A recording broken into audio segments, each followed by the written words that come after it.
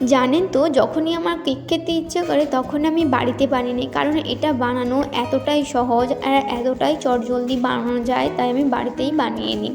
তো কয়েকটা biscuit packet নিয়েছি, বিস্কুট প্যাকেট নিয়ে সেখান থেকে বিস্কুটগুলো বের করে মিক্সিতে দিয়ে সেগুলোকে ভালো করে গুঁড়ো করে নিয়েছি। গুঁড়ো করে নেওয়ার পর একটা বাটিতে নিয়ে একটু একটু করে দুধ দিয়ে ভালো করে মাখিয়ে নিতে হবে।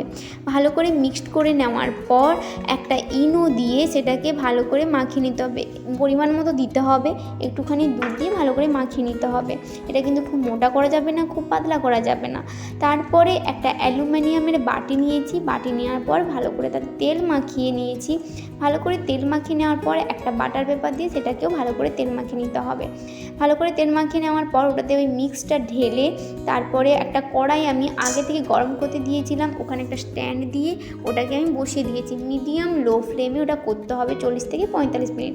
তারপরে ঢাকনা দিয়ে দিয়েছিলাম, ঢাকনা দেওয়ার পর দেখে নিয়েছিলাম যে হয়েছে কিনা। তো এটা কাঁটি দিয়ে দেখলাম যে ওটা হয়ে গেছে, কারণ যদি কিছু না লেগে থাকে ভাববেন ওটা হয়ে গেছে।